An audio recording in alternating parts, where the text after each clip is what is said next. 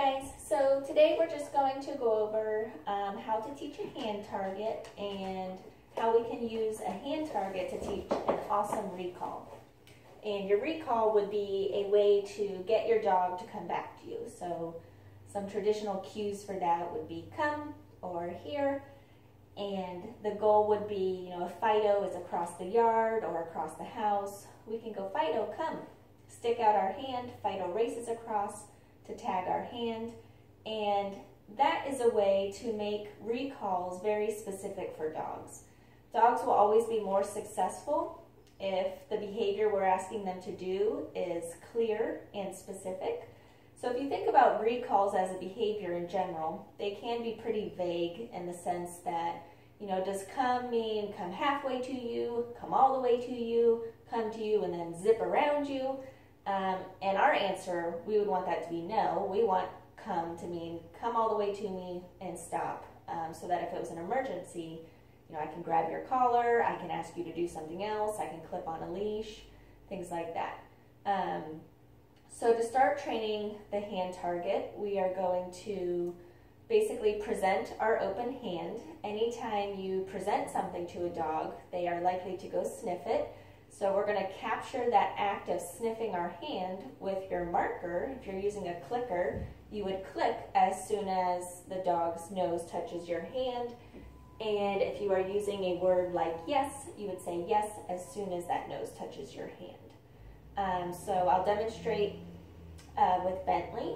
And in the beginning of this, I don't want to attach my cue word to it yet. I want him to get him doing it successfully first, add some distance first, and then after several successful repetitions, that's when I would say, Fido, come, and then do my hand signal so that he can associate the word come with a behavior he already knows.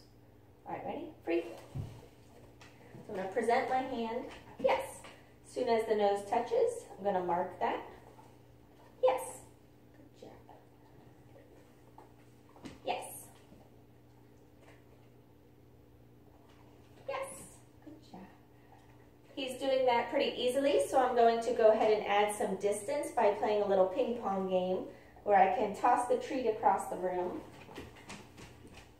Call him back, Bentley. Yes. Good job. So now he's getting some repetition coming to me from a distance. You hungry or something? Okay. Bentley. Yes. Good job. Ready? Let's go. Bentley. Yes. Good job. Good boy. All right, and after they have a handful of, successful repetitions with that, you can start to put this on a verbal, like come. So now I'm going to send him away, and as he's eating that food, I'm going to call his name. When he picks up his head, I'm going to attach the word come in there. Ready? Go get it. Bentley, come. Yes, good job.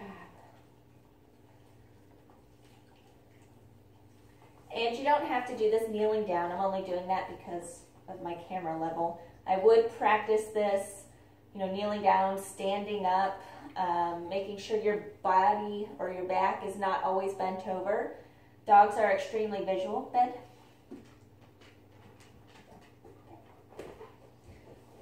Dogs are very visual, and they kind of rely on visuals. So if I always teach my dog to come when called, when I'm bending over and putting my hand really down low, and then one day I just stand up and go, hey baby, come, that can look very different to them. So when you're training, make sure your body, you start to fade out those body cues, whereas, okay, I'm going to make my bend over less exaggerated. I'm going to stick out my hand, less exaggerated than before. Be a little bit more casual about it so that in those real life situations, when you call your dog to come to you and you're not totally bent over, they will still understand what it means because we have faded out those extreme kind of body cues, which they really do rely on if we don't fade them out.